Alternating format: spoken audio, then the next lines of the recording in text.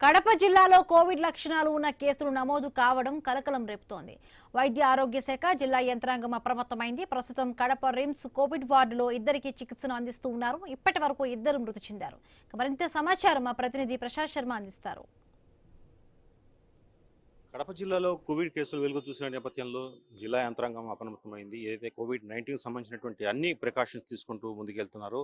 Kadapa RIMS లో ఏదైతే Kadapa GGH లో కూడా ప్రత్యేకంగా కోవిడ్-19 ఒక గదిని ప్రత్యేకంగా తయారు చేశారు. తర్వాత ఆ వార్డును తయారు చేసి మొత్తానికి ఏదైతే కోవిడ్ సంబంధించినటువంటి రోగులు వస్తే ట్రీట్మెంట్ చేయడానికి అవసరమైనటువంటి అన్ని వసతులు కూడా కల్పించారు. తర్వాత సపరేట్ బెడ్స్తో పాటు తర్వాత ఐసీయూకి సంబంధించినటువంటి ఆక్సిజన్ కానీ తర్వాత ఆక్సామీటర్లు కానీ పరీక్ష చేయడానికి సపరేట్ సిబ్బంది కూడా ఏర్పాటు చేయడం జరిగింది. మొత్తానికి కడపలో నమోదైనటువంటి కేసుల్లో తీవ్రత అంత పెద్ద ఎత్తున లేదని, కేవలం వారి యొక్క ఆరోగ్యరీత్యా వచ్చినటువంటి సమస్యల కారణంగానే ఈ కోవిడ్ కేసు నమోదైన తప్ప స్ప్రెడ్ చేయడానికి ఎటువంటి ఆస్కారం లేదంటూ కూడా వైద్యులు చెబుతున్నారు. ఇప్పటికే అయినప్పటికీ కూడా ప్రభుత్వం అప్రమత్తమైంది. జిల్లా వైద్య శాఖ అధికారులు కూడా అప్రమత్తమై వెంటనే చర్యలు తీసుకున్నారు. కోవిడ్-19 సంబంధించినటువంటి ఏదైతే ప్రోటోకాల్ ఉందో ప్రోటోకాల్ ప్రకారం ప్రతి ఒక్కరూ నిబంధనలు పాటించాలని కూడా స్పష్టం చేయడం జరిగింది. అట్లాగే అన్ని ఆసుపత్రుల్లో కూడా, జిల్లాలోని అన్ని ఆసుపత్రుల్లో కూడా కోవిడ్-19 సంబంధించి ట్రీట్మెంట్ చేయడానికి అవసరమైనటువంటి అన్ని వసతులు ఏర్పాటు చేయడంతో పాటు ఏదైతే కోవిడ్-19 సంబంధించిన ప్రోటోకాల్ నిబంధనలు పాటించాలంటూ కూడా ఉత్తర్వులు జారీ చేయడం జరిగింది. అట్లాగే జిల్లా కలెక్టర్ ప్రత్యేకంగా నేటి రోజున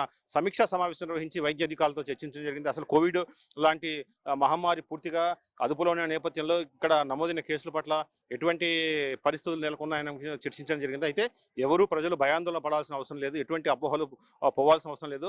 ప్రభుత్వం దీని మీద ఎప్పటికప్పుడు సమాచారం అందిస్తుంది కాబట్టి ప్రజలు కూడా వాస్తవ సమాచారం నమ్మాలంటూ కూడా జిల్లా కలెక్టర్ కావచ్చు, జిల్లా వైద్య అధికారులు కావచ్చు స్పష్టం చేయడం జరిగింది. మొత్తానికి కడప జిల్లాలో నమోదైన 2 కేసులు తీవ్రత తక్కువగా ఉన్నప్పటికీ అయితే మృతి చెందినటువంటి ఒకరు, తర్వాత పక్క రాష్ట్రంలో ట్రీట్మెంట్ ముందు చనిపోయారు. మరొకరు మైల్డ్ కోవిడ్ అటాక్ కావడంతో వారికి ట్రీట్మెంట్ ఇస్తున్నారు. అట్లాగే మాసాపేట చెందినటువంటి ఒక వ్యక్తికి, అంటే వాళ్ళ కుటుంబంలో చనిపోయిన ఎవరితో దానివల్ల రావడం వల్ల అతనికి కూడా వైద్య సేవలు ఇంటి దగ్గరే అందిస్తున్నారు. తర్వాత ఐసోలేట్ చేశారు.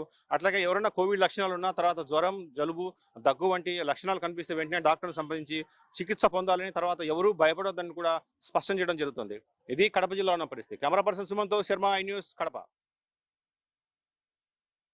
కోవిడ్ పై అపోహలు పడవద్దు అని పరిస్థితి అదుపులో ఉందంటూ కూడా Kadapa RIMS superintendent doctor Penchalaiah తెలిపారు. అనుమానిత లక్షణాలు ఉన్నవారికి కోవిడ్ వార్డులో ప్రత్యేకంగా చికిత్సను అందిస్తామన్నారు. వృద్ధులకు దీర్ఘకాలిక వ్యాధులు ఉంటే వారిలో కోవిడ్ లక్షణాలు కనిపించే అవకాశం ఉందంటూ తెలిపారు.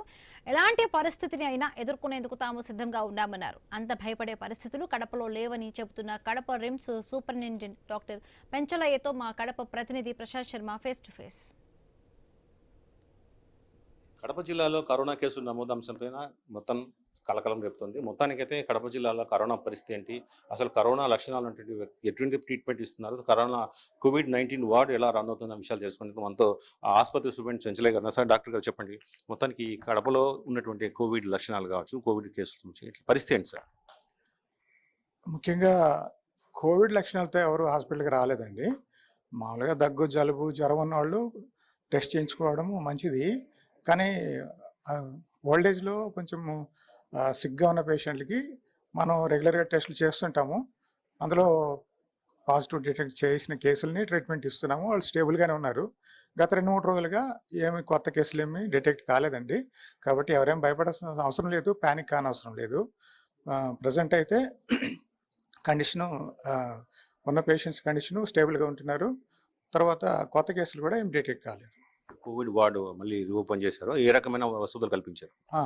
ప్రోటోకాల్ ప్రకారము మనం కోవిడ్ వార్డు, దానికి అవసరమైన టీము అన్ని ప్రత్యేకంగా సపరేట్ చేసి అన్ని ప్రోటోకాల్ ప్రకారం చేస్తూ వస్తున్నాము. అన్ని రకాల ట్రీట్మెంట్ జరుగుతున్నాయి. గతంలో మన కోవిడ్ చూసాము, ఇది స్ప్రెడ్ అయ్యే కోవిడ్ కాదు కదా సార్? దాని గురించి మనం ఇప్పుడు కామెంట్ చేయలేము. ఎందుకంటే 1-2 కేసులను బట్టి మనం అని చెప్పడం, దానికి అవసరమైన కొన్ని అబ్జర్వేషన్స్ అవసరము, కొన్ని పరీక్షలు చేయించిన తర్వాత చెప్పగలం. ప్రజలు ఎలాంటి జాగ్రత్తలు తీసుకోవాలండి సార్? ముఖ్యంగా ఈ ఓవర్ క్రౌడింగ్, గుంపులుగా ఉండడం కానీ, తర్వాత ఎవరికైనా దగ్గు, జలుబు, జ్వరం ఉన్నవాళ్ళు సమయానికి స్పందించి వైద్యులు సంప్రదించి పరీక్ష చేయించుకుంటే మంచిది. అయితే కోవిడ్లో నమోదైన కేసులు 2 కూడా ఏదో వృద్ధులు కావడం, తర్వాత ఇతర ఆరోగ్య సమస్యలతో ఉండడం కారణంగానే కోవిడ్ లక్షణాలు ఉన్నట్టు వారికి ప్రత్యేకంగా ట్రీట్మెంట్ ఇస్తున్న తర్వాత వాస్తవంగా కోవిడ్‌తో ఆసుపత్రి చేరి చికిత్స పొందుతున్న వారు ఎవరు లేరని డాక్టర్ పెంచలయ్య గారు చెప్తున్నారు. కెమెరా పర్సన్ సుమన్‌తో Sharma, I news, Kadapa RIMS. మంచి పనులు చేసే నాయకులు